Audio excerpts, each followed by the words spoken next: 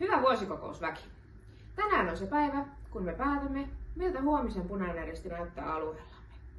Me edustamme Suomen Punaisen Ristin valtakunnallista nuorisotoimikuntaa, lyhyemmin Vanutaa, joka toimii asiantuntijatahona valtakunnallisesti järjestössä. Vanuta koostuu järjestömme aktiivisista nuorista vapaaehtoisista.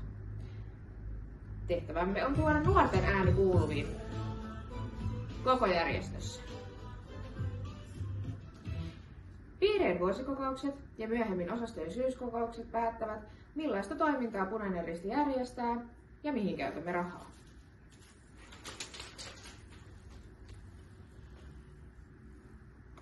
Toistammeko päätöksillämme samaa vai kokeilemmeko jotain uutta? Seuraavaksi Johannes kertoo, miltä näyttäisi nuorten unelmien Punainen Risti.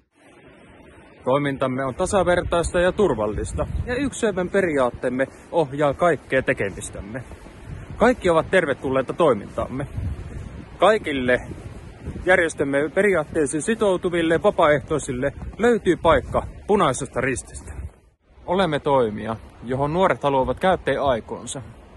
Viestimme toiminnastamme innostavasti ja tieto toimintamahdollisuuksista on helposti löydettävissä. Toimintaamme on matala kynnys osallistua, emmekä aseta osallistumiselle tarpeettoman suurta vaatimustasoa. Miltä tällainen kuulostaa? Nuorten unelmien Punainen Risti on avoin, osallistava, syrjimätön ja moninainen.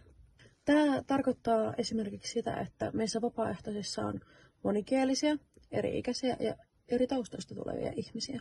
Se tarkoittaa myös sitä, että meillä täytyy toiminnassa olla valmiutta käyttää muitakin kieliä kuin suomea ja valmiutta testata erilaisia ja uusia toimintatapoja. Me tiedetään, että vanhojen toimintatapojen muuttaminen on välillä ihan tosi vaikeaa, mutta jos se, että me muutetaan toimintatapoja, tuo meidän toimintaan mukaan yhdenkin uuden vapaaehtoisen, niin eikö se ole sen arvosta? Ja tätä muutostahan on tapahtunut meidän järjestössä jo esimerkiksi meidän turvallisemman tilan periaatteiden muodossa. Jokainen uusi ihminen on uusi mahdollisuus sitoutuneeseen vapaaehtoiseen. Vaikka nuorella tai aikuisella ei olisikaan innostusta juuri niihin tehtäviin, joita tarjoamme, voi pienikin tehtävä aluksi olla suuri mahdollisuus. Tällainen kertaluontoinen vapaaehtoisuus onkin otettu jo käyttöön. Nälkäpäiväkeräys tuo toimintaan sellaisia, jotka eivät osaston arjessa muutoin näy. Kohataan toisemme ja järjestöstämme kiinnostuneet avoimilla mielin ja ollaan valmiita tutustumaan toisimme. Meitä kaikkia yhdistää kuitenkin se yksi asia. Tiedättekö mikä? Punainen Risti.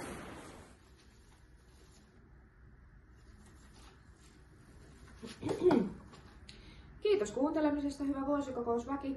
Yhdessä voimme löytää uusia ratkaisuja.